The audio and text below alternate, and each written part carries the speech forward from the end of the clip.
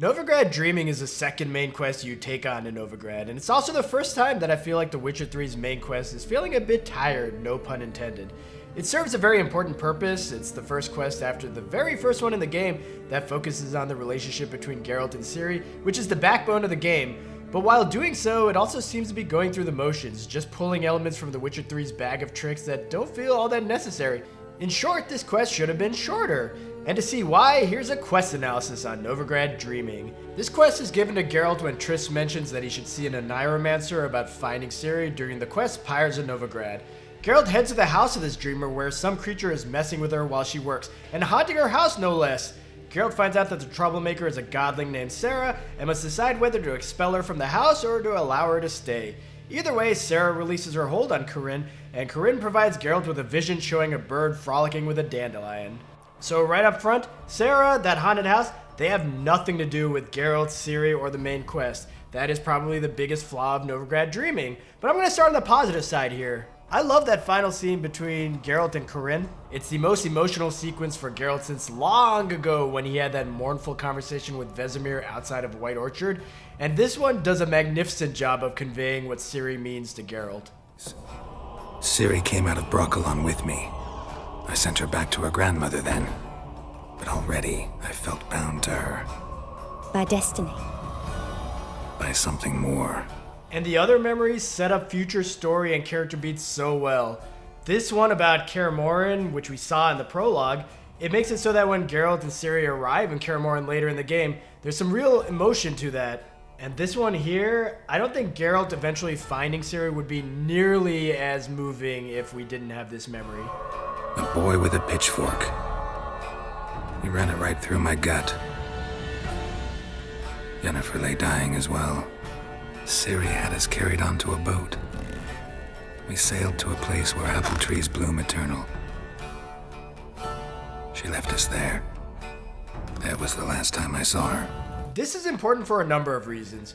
Geralt isn't a very emotive character, so the switch from Velen to Novigrad feels like a good time to remind players of his motivations. Secondly, the way the game is structured, Ciri runs the risk of feeling too much like a simple quest objective. Sure, we played as her a couple of times during flashbacks and there were some moments of character development for her, but those still feel disconnected from Geralt a bit.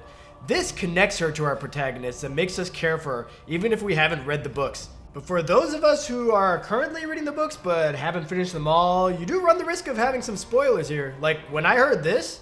I found her at Stygga Castle. She'd gone there to free Yen and gotten herself captured in the process. I immediately put my hands up to my ears and started going, "Ah!" But then I undermined my attempts to avoid spoilers by showing this footage here, which meant I had to actually listen to the dialogue, so... good choice. But back to why this sequence is important to the story, there's a lot we learn about Ciri's abilities here. Geralt mentions her being a child of the Elder Blood, her struggles mastering her powers, and her badass superhero name. They call Ciri the Lady of Space and Time. Once I asked Yennefer why. She travels between worlds. Turns out I don't know how to talk about it. That's okay, Geralt. We don't have to talk about it. We could just talk about how this aids in the game's storytelling. These tidbits about Ciri's abilities set up future story moments so that we are informed and these things don't just come out of nowhere. Like, can you imagine if, without any setup whatsoever, Ciri just starts randomly teleporting through time and space with the player not knowing what the hell is going on? Like, she's randomly here, she's randomly there, she's in the background, she's everywhere, she's nowhere. It's just all over the place, and you're like, why is this happening? No one said anything about this. That would be bad storytelling, so I'm glad that this quest mentions it.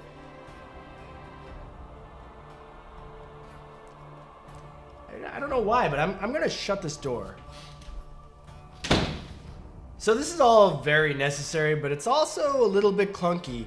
Like, I get why Corinne Tilly would need Geralt's memories to fuel the visions that she feeds into his dreams, but why does she need to know about Ciri's abilities? Like, that part feels like an exposition dump. And that segues into my issues with this quest. Even though it's got important plot and character elements, it also feels like awkward padding and like the game is meandering a bit. And since I don't know how they could have made it less awkward to talk about her abilities without making this portion much longer, I think things would feel tighter if they only kept the final sequence with Corinne Tilly, put it at the end of Pyres of Novigrad, and cut out everything about the Godling and the haunted house. That way we're only keeping the key emotional beats of the quest and getting rid of all the fluff that drags down the pacing. It wouldn't fix all of this quest issues though. Corinne Tilly herself feels kind of forced into the story. Like anytime a story gets a character from point A to point B via a form of fortune telling, that generally doesn't feel super smooth. Now obviously the Oneiromancer is in this quest so that Geralt can have that powerful emotional ending and he can figure out that series with Dandelion. But that all could have been figured out in a much more down-to-earth way. Like he could have just heard around town that Ciri was with Dandelion, and as for the memories, why not just have him and Triss like recount their memories? It could have still been emotional. It might have taken a little bit more effort because with the seance, Corinne's dialogue amounts to just prompting Geralt, whereas a conversation between Geralt and Triss about Ciri would need a deft touch to make it flow naturally. But you know what CDPR's biggest strength is? Writing natural conversations with a deft touch. Like this shouldn't have been a problem. Instead, while Geralt's recollections are compelling, Corinne doesn't feel like an actual character. Would you be willing to share another memory? I see. Do you wish to tell me anything more? These memories, they're intense. Do you wish to continue? Corinne is basically a therapist here, and once she has one memory, she has enough material to create the vision for Geralt.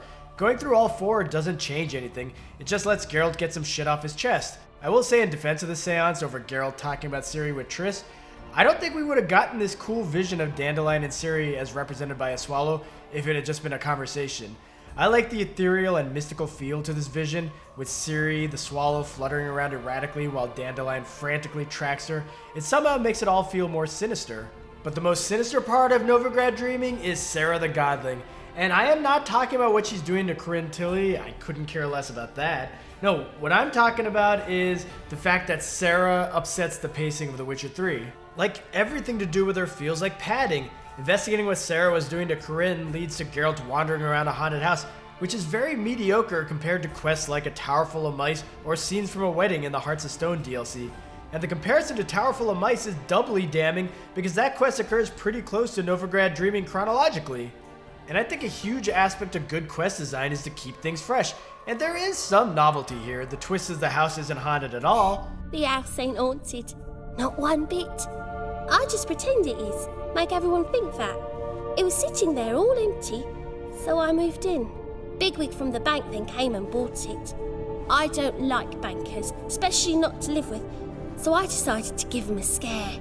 But even with that revelation, the act of investigating the house feels so dull. The environment is drab and it's just going up and down this house and investigating these tiny rooms. It feels mechanically like a recycled version of A Tower Full of Mice, only worse. And speaking of recycling past bits, how about CDPR already recycling the bestiary in the main quest? Like just 2 or 3 main quests ago, we did Ladies of the Wood, where we met this little scamp named Johnny who was a godling.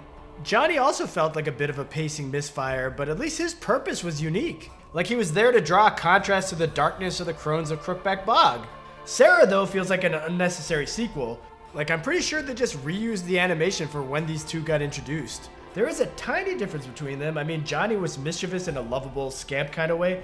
Sarah, though, her mischief is actually harming others. Little Sarah doesn't want her to wake. Little Sarah wants to play.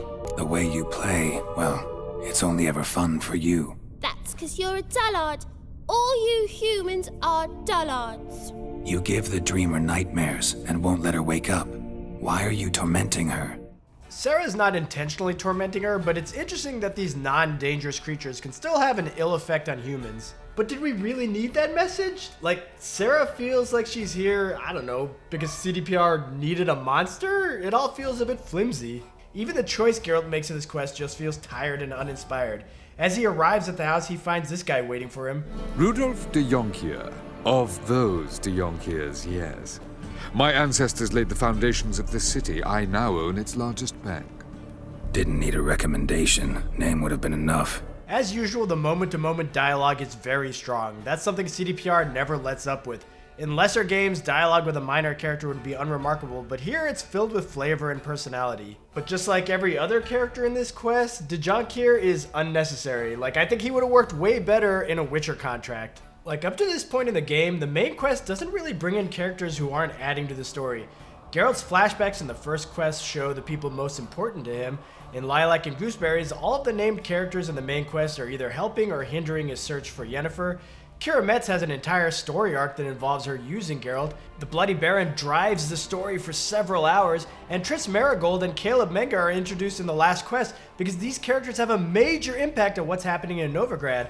But did Jonkier of those Jonkiers, aside from having some nice flowery dialogue, he serves no purpose. Like, he doesn't move the plot or reveal anything vital about Geralt's character or the world. He just stands here. He doesn't move. He's there to pad the length of this quest and be a vessel for Geralt to have this choice to make, and he sticks out as being completely unnecessary to the story. As for that choice, Geralt has to decide whether or not to evict this Godling so that Jonkier can make some money, or he can allow the Godling to stay in the house and lie to Jonkier.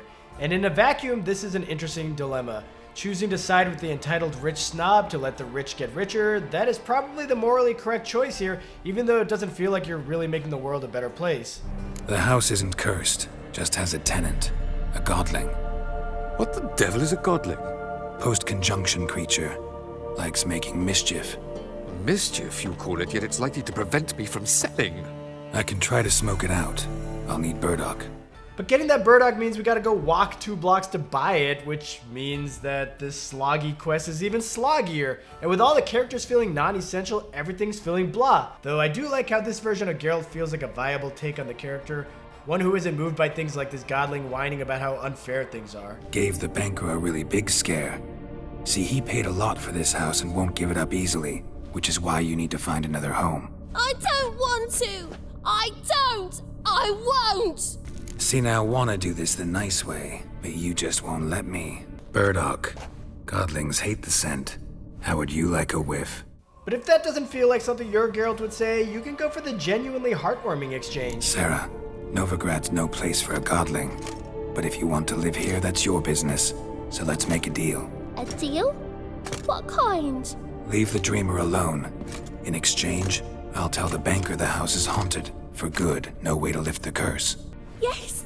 Yes! Do that and I promise not to bother your friend. Not even a little. You're awfully nice, you know. I don't hear that often. Thanks. Oh god, that's so heartwarming. But that's not why I'm crying. I'm crying because I'm about to say something I never say in these videos, and that's get rid of all of this! I suspect that the writers couldn't figure out a natural way to have Geralt reminisce about Ciri. Then they realized an entire quest of him just being therapized by Corinne Tilly was not substantial enough, and then they decided, hey, we're in Novigrad, let's quickly toss in some themes about urbanization and commercialization and how these notions are not to the benefit of the creatures that reside in the world of The Witcher. And if you lied to Jonkier for Sarah, you will receive a follow-up quest, Haunted House, on one of the Novigrad notice boards, which lets you come back to the house to see Corinne Tilly and Sarah getting along. And we get one of those awkward repercussion animation things which pop up so erratically, and it spells out essentially what I just said. Long ago, to isolate themselves from a world of beasts, humans began building cities. But since beasts prowl within stone walls as well as they do outside them, this did not allay human fears. Now this is a powerful and worthy theme for The Witcher 3 to visit in Novigrad, but there are plenty of side quests and contracts that deal with this, and having this self-important animation play after an incredibly shallow examination of this theme feels forced. We didn't need it in this main quest. The whole Sarah plot feels tacked on solely to make sure that players who mainline the story and skip side content get hit with that theme as well. What I actually think it does in Novigrad Dreaming is reveal the first signs of bloat that critics of The Witcher 3 have long claimed. But hopefully you guys don't accuse me of bloating the runtime of this quest analysis. It's almost 15 minutes long. But I do hope that I can accuse you of bloating my subscription numbers by liking and subscribing to my channel. That would be fantastic. I thought there was going to be something there.